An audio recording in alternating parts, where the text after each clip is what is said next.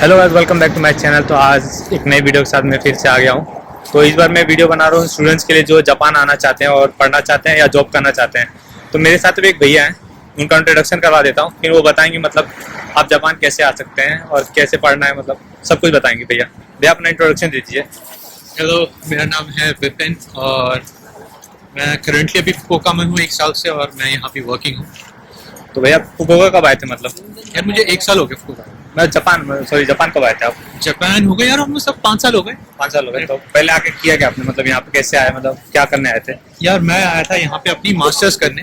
हाँ, तो मैंने यहाँ 2 साल यूनिवर्सिटी में मास्टर्स करी। तो इंग्लिश में था कि जापानीज में था? इंग्लिश कोर्स था मेरा, इंग्लिश ट्रैक था। तो उसमें जापानीज भी होती है? नहीं, उसमें आपके पास 2 ऑप्शन होते हैं, हाँ। इंग्लिश और जापानीज। तो मैंने इंग्लिश ट्रैक चूज करा था। अच्छा। तो मैंने मास्टर्स करी थी। तो बेसिकली मास्टर्स कोर्स में आपकी जापानीज जो क्लासेस होती है इतनी इंटेंसिव नहीं होती। अच्छा। तो बेसिकली इसमें मेरी मास्टर्स थी बिजनेस में। मैंने 2 साल वो करी, फिर मैं यहाँ पे 1 साल एज एन इंग्लिश टीचर काम करा और अब मैं यहाँ पे आ गया। अब मैं सेल्स और मार्केटिंग की जॉब कर रहा हूँ जापान में। बढ़िया है, आपके तो इंग्लिश जापानीज भी बहुत अच्छी हो गई अभी। ठीक ठाक है यार, अभी सर्वाइव हो जाते हैं। सराब हो जाते हैं। तो मतलब अभी जैसे हमारे दोस्त जो इंडिया में अभी आप कोई नेपाल म्यांमार जहाँ पे भी हो, तो वो मतलब अगर जापान आना चाहते हैं मतलब पढ़ने के लिए, तो कैसे आ सकते हैं? मतलब क्या क्या ऑप्शन है हमारे पास? यार देखो, 2 ऑप्शन है आपके पास। तो सबसे पहला और सबसे बेस्ट ऑप्शन है कि आप यहाँ पे आए। हाँ। अपना जब स्कूल आपका इंडिया में, जब भी आपका स्कूलिंग खत्म हो जाए, हाँ, यहाँ पे आप बैचलर्स में एडमिशन लें। बैचलर्स में? हाँ, तो जब यहाँ पे आप बैचलर्स में एडमिशन लेंगे तो उसके आपको 2 फायदे रहेंगे। बेसिकली आपकी 4 साल में बैचलर्स भी हो जाएगी 4 साल में बैचलर्स का। और जो 4 साल में आपकी जो पढ़ाई करते हैं उस बीच में जापानीज भी पढ़ाई जाती है। अच्छा, पढ़ते समय ही जापानीज पढ़ा देंगे लोग? उसमें आपका जापानीज मतलब एक सब्जेक्ट होता है जापानीज का। तो आप 4 साल में जापानीज भी पढ़ लेंगे और आपकी बैचलर्स भी हो जाएगी। तो सबसे अच्छा और सबसे बेस्ट ऑप्शन वो है। मतलब 12th करने के बाद आप डायरेक्ट एडमिशन ले ले कॉलेज यूनिवर्सिटी में, वो बेस्ट है। और दूसरा ऑप्शन कौन सा है? दूसरा ऑप्शन है यार, जो काफी स्टूडेंट्स ऑप्ट भी करते हैं, वो है लैंग्वेज स्कूल। अच्छा। तो यहाँ पे आप एज अ लैंग्वेज स्कूल के स्टूडेंट आएंगे, 2 साल आप यहाँ लैंग्वेज स्कूल पढ़ेंगे। हाँ। उसके बाद अगर आपकी पहले से ही बैचलर्स है, हाँ। मान लीजिए आपने इंडिया में बीटेक कर रखी है, आपकी पहले से बैचलर्स है, आपने 2 साल लैंग्वेज का कोर्स करा, उसके बाद आपको जॉब मिल सकती है। और अगर आपकी बैचलर्स नहीं है, आपने स्कूलिंग करी है, 2 साल बाद आपका लैंग्वेज स्कूल खत्म हुआ है, तो फिर आपको टेक्निकल स्कूल में एंटर होना पड़ेगा, जिसको ये लोग बोलते हैं यहाँ पे सेनमन का। मतलब वो कितने साल का होता है? वो 3 साल का होता है। तो 3 साल करने के बाद और जॉब मिल जाती है उसके बाद? या देखो, मिल जाएगी जॉब, प्रॉब्लम नहीं। अब वो देखो डिपेंड करता है यार आपकी स्किल के ऊपर भी, आपने सेनमॉन में कितनी पढ़ाई करी है, आपका स्कोर कैसा है। हाँ। और आपका प्रोफाइल और बैकग्राउंड किसका है। बेसिकली यहाँ पे अगर आपका सेनमॉन आईटी में है, हाँ। तो आपके लिए थोड़ा इजी रहेगा, बिकॉज आईटी की बहुत डिमांड है हाँ, और बहुत डिमांड है ऑटोमोबाइल में। मगर फिर आपकी सैलरी थोड़ा नहीं रहेगी उतनी, बिकॉज यहाँ मतलब पे ये क्यों? मतलब बेसिकली सैनमॉन का को करना और मतलब यूनिवर्सिटी करना डिफरेंट सैलरी क्यों है मतलब यहाँ पे? जापान में एक्चुअली सैलरी स्ट्रक्चर बेस्ड होता है आपकी एजुकेशन के ऊपर। अच्छा, एजुकेशन के ऊपर सैलरी बेस होती है। और ये देखिए, आपका जापान में नहीं है, ये आप अगर इंडिया में भी हैं, हाँ। तो आप एक कंपेयर कर लीजिए, जिसने किसने आईटीआई टेक्निकल स्कूल अच्छा, करा मतलब ये सैनमॉन का को मतलब आईटीआई का इक्विवेलेंट है, ITI ठीक है। तो equivalent आप है। अब किसी ने बीटेक करी है, किसी ने एमटेक करी है, तो आपका सैलरी स्ट्रक्चर हिसाब से डिफरेंट होता है। तो यहाँ पे भी सेम ही सीन है। अच्छा, तो ये मतलब बेटर क्या होगा, यूनिवर्सिटी कर लो, बेटर है, सैलरी मिलेगी। सबसे बढ़िया ऑप्शन वही है, बिकॉज देखिए, आप अगर यहाँ पे 21-22 साल में ग्रेजुएट हो जाते हैं, हाँ। और आपको जापानीज लैंग्वेज आती है और 2-3 साल आप थोड़ा सर्वाइवल कर पाते हैं आपके वर्क एक्सपीरियंस में, तो ज़्यादा बेटर। बिकॉज देखिए, जब आप यूनिवर्सिटी में आते हैं ना, आपके पास स्कॉलरशिप ऑप्शंस बहुत रहते हैं। हाँ, यूनिवर्सिटी में स्कॉलरशिप के बारे में बताइए। तो 2 स्कॉलरशिप होती हैं आपकी, एक है MEXT, दूसरी है जैसो। जैसो? तो MEXT बेसिकली आपको इंडियन एम्बेसी के थ्रू अप्लाई करनी पड़ेगी। तो अप्लाई करने के लिए इंडियन एम्बेसी जाना पड़ेगा? तो वो आपको फुली फंडेड है, 100% पूरा? 100% आपकी फ्लाइट टिकट से लेके आपका जापान आना, आपकी ट्यूशन फीस सारी ये बढ़िया है यार। वो कवर होगी। दूसरा ऑप्शन है आप प्राइवेटली फंडेड होके यहाँ खुद आइए, खुद आके, और फिर जैसो आपको स्पॉन्सर करेगा। तो जैसो एक मतलब एसोसिएशन है, स्टूडेंट्स एसोसिएशन। तो वो 50,000 पर मंथ आपको सपोर्ट करेगी। 50,000 येन।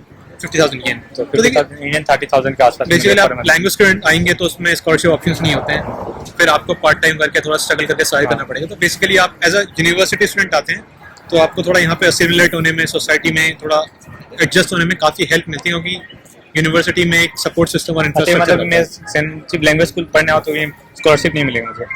मिल सकती है, मगर बहुत कम चांसेस है, बिकॉज़ यहाँ पे बहुत लोग लैंग्वेज करेंगे। हाँ, लैंग्वेज तो बहुत भरे पड़े हैं ना, नेपाल से बहुत ज़्यादा भरे पड़े हैं नेपाल के। तो बेसिकली यहाँ पे नेपाल और वियतनाम से बहुत सारे लोग आ जाते हैं। तो ये और मतलब कैसे मतलब सैलरी कितनी मिल जाती है, मतलब अगर मैं जैसे यहाँ पे सर्वाइवल करना तो बहुत मुश्किल, कॉस्ट ऑफ लिविंग बहुत महंगा है यहाँ पे। तो मतलब बच्चे क्या करते हैं, मतलब जो स्कूल जाते हैं वो क्या करते हैं मतलब पैसे कमाने के तो लिए? यार देखो, वहाँ से अब जितने भी लोग मेजोरिटी के यहाँ पे आते हैं, हाँ यहाँ पे वो लोग पार्ट टाइम करते हैं। तो बेसिकली जब आप स्टूडेंट होते हो हाँ। तो आपको एक वीक में 28 आवर्स की वर्क परमिशन मिलती है। एक वीक में 28 आवर करते हैं काम। 28 आवर्स। और पर आवर का पैसे कितने मिलते हैं? यार वो आपके काम पे डिपेंड करता है। अगर मिनिमम वेज कितना होता है? मिनिमम वेज मेरे को फुकुओका का आइडिया नहीं है, मगर नगोया में जब मैं था तो नगोया में मिनिमम वेज 980 पर आवर था। हाँ तो मैंने भी सुना है मतलब 900 मिनिमम टैक्स के बाद मिल जाता है आपको। हाँ तो आपको 900 मिल जाते हैं पर आवर के। पर आवर तो मतलब 28 आवर्स आप हफ्ते में काम करते हैं तो अप्रोक्सीमेटली 25,000 का तो मिल जाएगा आपको महीने का, हफ्ते का 25,000 कमा सकते हैं। हफ्ते का कमा सकते हैं। तो ऑलमोस्ट आपका मतलब लगा लीजिए 80 साल का 1 लाख रुपए, महीने का 1 लाख रुपए मिल जाएगा आपको। 1 लाख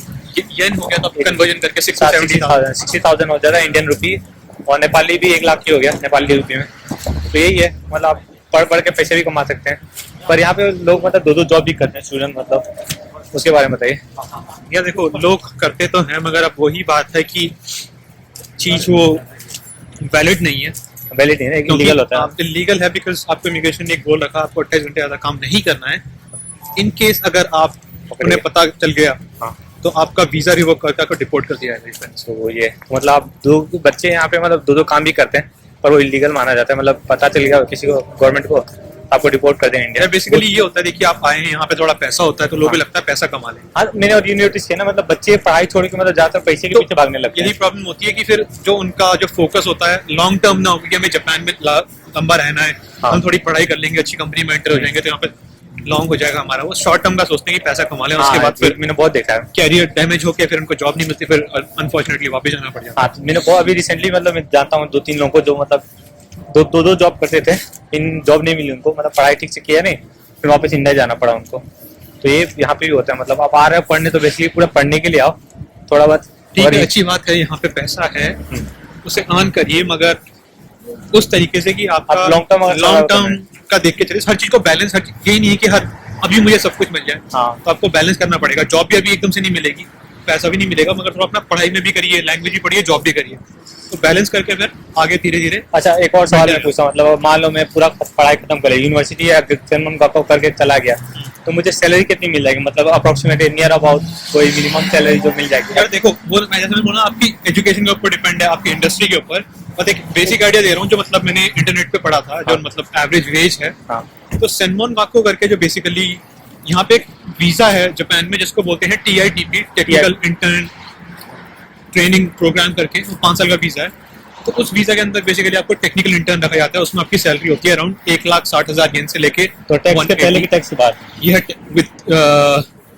टैक्स के पहले है, ये टैक्स के पहले ना, तो टैक्स के बाद आप 1,20 पड़ेगा, 1,20 के आसपास आएगा। 1,20 आएगा तो बहुत कम है, सर्वाइवल नहीं हो पाएगा। सर्वाइवल देखो, ऐसा नहीं है कि लोग नहीं कर रहे हैं, बिकॉज जापानीज लोग भी हैं जो करते हैं सर्वाइवल।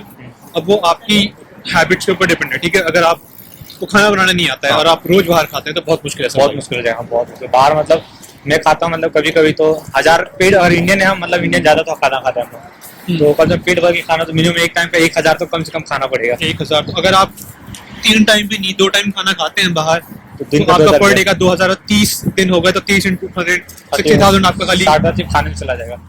तो फिर आपका बाकी चीजों के एक्सपेंसेस और बहुत सारी, इसलिए बेटर यही है कि अगर खाना बनाना, ये नहीं बोलूंगा सीख जाए, थोड़ा कोशिश करें खाना बना ले तो ज्यादा बेटर रहेगा। वो बेटर होगा, मतलब और पेट काट के खाना तो भाई तो बचा सकते हो, पेट काट के अगर जीने इतना दूर आ रहे पेट काटने मत आओ भाई, मैं तो बोलो मत आओ। पेट काटने, देखिए बेसिकली बात क्या है ना, आपकी हेल्थ से इम्पोर्टेंट कुछ नहीं। हाँ वो तो है, ठीक है। आप फॉरेन कंट्री में आए हो, चलो स्ट्रगल हर कोई करता है, हाँ। मगर आपने अपनी हेल्थ ही डैमेज कर ली तो उसके आने का कुछ फायदा नहीं है। वही तो है, बहुत अच्छे मैंने देखे, मतलब ना आते हैं काम पे बिजी रहते हैं मतलब। और बेसिकली जापान में सिर्फ प्रॉब्लम आपकी ये नहीं है कि आपको मतलब मॉनिटरी प्रॉब्लम है, हाँ।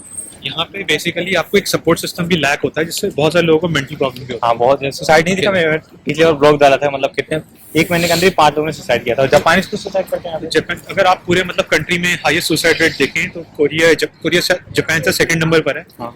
लास्ट ईयर यहाँ पे अराउंड 25,000 लोगों ने सुसाइड कमिट। 25 तो बहुत ज्यादा है ना, बिकॉज यहाँ पे थोड़ी सोसाइटी क्लोज है, ये बेसिकली मतलब थोड़ा इंडिविजुअल रहते हैं, अपना इंडिया ऐसा नहीं रहता। तो यहाँ पे ये होता है कि अपना आपको प्रॉब्लम किसी को बतानी नहीं है, लोग सिर्फ अपने काम से मतलब रखते हैं। तो ऐसा भी मत करिए कि आप यहाँ पे आए, बिल्कुल काम में बिजी हो, इतना स्ट्रेस ले लो कि आप बिल्कुल बर्नआउट हो गए। इंजॉय करना है। मेरे पास स्ट्रेस था और मैं बात बताता हूँ, अपना एक्सपीरियंस बताता हूँ। मेरा पड़ोसी जो है, मैं 7 महीने हो गए यहाँ पे ना, 7-8 महीने, मैंने अभी तक सिर्फ 2 ही बार बात की और दोनों बार मेरे कंप्लेन हुआ है, बस तभी बात हुआ है। तो इतना मतलब पड़ोसी से बात नहीं हो पाता है यहाँ पे। तो मेरे को गोवा में ऑलमोस्ट 1 साल हो गया, मुझे अपने पड़ोसी नहीं पता मेरे पड़ोसी कौन है। वही तो मुझे पता है, लेकिन तब जब पहली बार आया था ना मैं, तब मुझे इंट्रोडक्शन कराया था मैंने उससे, वही था। उसके बाद कभी मेरे से बात ही नहीं हुआ। तो यही है कि जो मतलब आप आएंगे जापान में, आपको जब मेरे को 5 साल हो गए यहाँ पे, मेरे को अपना सिस्टम समझ में आ गया, मैं एडजस्ट हो गया हूँ। हाँ। मेरे को जापानीज भी आती है, तो कोई प्रॉब्लम नहीं होती है। मगर यहाँ पे एक सपोर्ट सिस्टम होना बहुत जरूरी है, ठीक है। पैसा ठीक है, मगर पैसा आपकी लाइफ से, आपकी मेंटल हेल्थ से बड़ा नहीं है। और ये मतलब, और जो कुछ नए बच्चे, जैसे मैंने अभी थोड़ा देर आपको बताया था ना, मतलब जो इंडिया से भी आए हैं उनसे सेटल नहीं हो पा रहे हैं। तो मतलब हर जगह कहीं भी जाओ, नया है ना, मतलब सेटल नहीं हो पाओगे। बीच में या तो इनिशियली प्रॉब्लम आएगी या बाद में आएगी। तो उनके लिए आप क्या कहना चाहोगे? आप मतलब 5 साल से हो, मैं तो नया हूँ ना, मैं अपना एक्सपीरियंस ज्यादा नहीं दे पाऊंगा, आप बताओ। यार देखो, मेरा पर्सनल एक्सपीरियंस ये है कि आप कभी भी किसी फॉरेन कंट्री में आप मूव होते हैं ना, हाँ तो बेसिकली एक बहुत ब्रेव मूव है, बिकॉज हाँ, अपने घर में हर कोई कंफर्टेबल होता है, बहुत ठीक है? कंफर्टेबल होता है। तो जब आप अपने कंफर्ट जोन से बाहर जाते हैं ना, प्रॉब्लम होती है। और कोई भी चीज जो अच्छी होती है ना, उसको पाने के लिए मुश्किल तो मुश्किल होती है। ठीक है। तो कंफर्ट जोन से आप बाहर जाएंगे, आपको प्रॉब्लम्स भी होंगी, मगर उस प्रॉब्लम को टैकल करने के लिए अगर आप ये सोचें मैं अकेला हूँ तो नहीं हो पाएगा। तो प्रॉब्लम को टैकल करना है तो अपना सपोर्ट सिस्टम बनाइए। हो सकता है आपके फ्रेंड्स हो, आपके कॉलीग्स हो, आपके टीचर्स हो, किसी को ढूंढिए, बात करिए। जैसे मैं बता, मेरा चीज बना, मैं भी था मतलब बीच में थोड़ा डिप्रेस नहीं बोल सकता, मतलब ज्यादा टेंशन में था मैं भी, मतलब सेटल नहीं हो पा रहा था। उस टाइम में भैया से मुलाकात हुई थी, जिन्होंने मतलब ज्यादा सपोर्ट किया मुझे, मतलब फ्रेंड मिल गए थे, सपोर्ट मिल गया था मुझे। तो इससे आप अगर आते ना, तो जितने भी यूट्यूब पे वीडियो डालते हैं ना, मतलब कि जापान बहुत अच्छा था, यहाँ पे डार्क साइड भी होते हैं, हर जगह के डार्क साइड जरूर होते हैं। तो इसके बारे में बताइए आप। यार देखो, ऑन द सरफेस ना हर चीज अच्छी लगती है। हाँ, और इंडिया में एक कहावत है कि दूर के ढोल सुहाने होते हैं, पास आके फटे पुराने होते हैं। वही तो मैं ये नहीं बोल रहा फटा पुराना है, मगर अच्छे प्रॉब्लम भी तो होंगी, सब जगह प्रॉब्लम हर जगह ऑन द सरफेस अच्छा है, मगर आप बहुत यहाँ पे अच्छा है, लेकिन प्रॉब्लम होंगी। मतलब आप वो ज्यादा लंबा नहीं होता, मतलब एक महीने 2 महीने होते हैं, और वो जब सफर मतलब सह गए तो उसके बाद तो बढ़िया ही लगता है सब। डिपेंड करता है, और वो भी आदमी में कितनी फ्लेक्सिबिलिटी है। मैं 1 महीने तक हुआ था मेरा। अपना ओपन माइंड करके आइए, अब क्लोज माइंड रहेगा तो थोड़ी प्रॉब्लम होगी। मेरे साथ हुआ तो मैं 1 महीने तक मेरा हुआ था, मतलब प्रॉब्लम हुई थी मुझे, इन 1 महीने बाद तो मैं रिकवर कर गया था। बिकॉज मैंने तो 2 साल यूनिवर्सिटी के हॉस्टल में रहा हूँ, तो क्योंकि मेरे पास सपोर्ट स्ट्रक्चर था। हाँ, मेरा तो कोई था, मतलब यहाँ पे आया था सिर्फ सुनीता थी, उसके बाद कोई नहीं था जान पहचान में। उसके बाद आपसे मिला, गौरव से मिला, फिर धीरे धीरे बढ़ते गया। अब मतलब अच्छे खासे दोस्त बन गए मेरे यहाँ पे, अब अच्छा लग रहा है यहाँ मुझे। और अभी तो स्नोफॉल भी एंजॉय कर रहे हो। आज तो हाँ भाई, आज स्नोफॉल हो रहा है, मतलब सुबह ब्लॉग डाला था, रील्स डाला था मैंने, तो आज स्नोफॉल हुआ था। मतलब लेकिन हमेशा नहीं होता नहीं, फुकुओका बेसिकली सदर्न पार्ट है जापान का, हाँ। तो यहाँ पे स्नोफॉल बहुत रेयर है। मगर इस साल फॉर्चुनेटली थोड़ा बहुत, इसको स्नोफॉल नहीं बोलते बेसिकली, बस स्नो, हाँ थोड़ा ही बहुत हुआ था ना। सुबह हुआ था, मतलब मैं उठा गया खेलने, खत्म हो गया, धूप आ गई थी सुबह, फिर अभी थोड़ा सा बरस रहा है। अगर आपको स्नोफॉल देखना है तो आप जाइए नगोया या फिर नॉर्थ जापान, सपोरो की, होक्काइडो वगैरह, वहाँ तो आप बहुत स्नोफॉल है भाई, बर्फ में ढक जाते हैं पूरे। तो यही है। तो अगर आप आना चाहते हो, एक बार अच्छे से रिसर्च भी कर लो, जरूरी नहीं कि मेरी वीडियो हेल्पफुल है, और भी वीडियो यूट्यूब पे पड़े हुए हैं, मतलब आप देखिए उनको, तो उनको देख के आप जापान आ सकते हो। पर आना है तो मतलब फुली प्रिपेयर्ड होकर आना है, कि मतलब हर चीज़ के लिए प्रिपेयर होना, मतलब सरप्राइज कैन किल यू, तो वही होता है ना, हर चीज़ के लिए आओ आप, हर चीज के लिए। और इस चीज को मेंटली प्रिपेयर होकर आना कि स्ट्रगल करना पड़ेगा। वो तो मैं जैसे इंजीनियर आया हूँ, फिर भी स्ट्रगल है। और जापानीज लैंग्वेज अगर आता है तो बहुत लाइफ बहुत इजी हो जाता है, बहुत इजी हो जाएगा। देखिए, ये लैंग्वेज प्रॉब्लमेटिक नहीं है, लैंग्वेज इंटरेस्टिंग है। इंटरेस्टिंग है। मतलब अब मेरा क्या था, मतलब मैं बुक से नहीं पढ़ पाता था, मैं यहाँ आने के बाद मेरी जापानी बहुत अच्छी हो गई, मतलब बहुत अच्छी भी नहीं, मतलब हाँ अच्छा बोल लेता हूँ। बिकॉज अब क्या, आप 24, देखिए आप एक बुक से पढ़ रहे हैं, आप हाँ। 24/7 यहाँ पे आपके सिंबल लगे हुए हैं, साइन बोर्ड लगे हुए हैं हर जगह पे, हाँ, तो आप रोज एक चीज को देखते हैं तो आपके दिमाग में बैठ जाती है, मेमोरी कैप्चर होता है, मेमोरी ऑब्जर्व कर लेती है इसको। वही है। तो आप यहाँ आओगे तो मतलब पढ़ना है, यहाँ आप पढ़ो ना, बात करना सीख जाओगे, जल्दी पढ़ पाओगे। इंडिया में भी कर सकते हो वो चीज़। और जापानीज लोग इस मामले में बहुत हेल्पफुल होते हैं। हाँ, बहुत कि ही। अगर आप उनकी लैंग्वेज सीख रहे हैं, ठीक है, बहुत आप help गलती करेंगे ना, ये आप पे हंसेंगे नहीं, आपको हाँ। एक्चुअली हेल्प करेंगे, आपको सिखाएंगे कि ऐसे बोलिए, ऐसे इनकरेज करते हैं आपको सीखने बहुत के लिए ज़्यादा। लैंग्वेज और कल्चर को। तो यही है। तो आज का ब्लॉग यहीं पे खत्म करते हैं। दिखाओ यार दोस्तों को थोड़ा, तो दिखा, मतलब एंडिंग करते करते दिखा देता हूँ, आगे कैनल में दिखा देता हूँ थोड़ा सा। कैनल सिटी दिखाइए। कैनल सिटी तो बहुत आगे, तो आगे है अभी। तो बेसिकली यहाँ का है, दिखा देता हूँ व्यू। डाउनटाउन है, डाउनटाउन है, वहाँ से हम तेंजिन की तरफ से आ रहे अभी, और भैया भी जा रहे हैं। ठंडी बहुत है ना, देख रहे हो भैया कितने मोटे मोटे स्वेटर पहने हैं। और रेड बुल पिए। रेड बुल पी रहे ठंडी में। अरे चलता है यार, यहाँ पे ठंडी है। तो ये बेसिकली यहाँ का है, वहाँ क्या है, नकासू। नकासू, नकासू एरिया। मैं दिखाता हूँ, मतलब लाइटिंग वगैरह बहुत अच्छी है। तो वहाँ ये वहाँ पे हकाता के फूड स्टॉल्स लगते हैं बेसिकली हाँ, नाइट। वहाँ फूड स्टॉल लगते हैं ना रात को। हम गए थे ना वहाँ पे। हाँ गए। आप आ सकते हो जापान में, कोई बड़ी बात नहीं है। और आना है तो सब चीज़ के लिए प्रिपेयर्ड हो के आइए।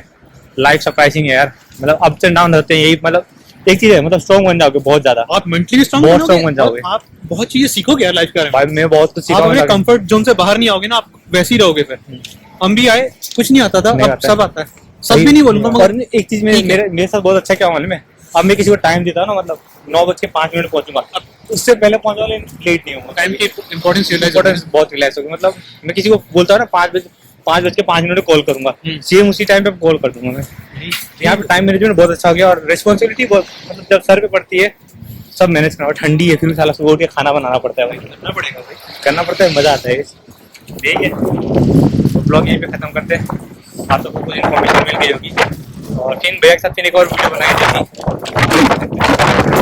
बाय, सब्सक्राइब जरूर कर दिया, पॉकेट से हाथ निकालिए और सब्सक्राइब बटन पे दबा दीजिए। भैया का डायलॉग था, मेरा नहीं था। नहीं मेरा नहीं था, मैंने बोला था कि पॉकेट में जो छेद बना रखा है उससे हाथ निकाल के सब्सक्राइब बटन में क्लिक करिए। चलो।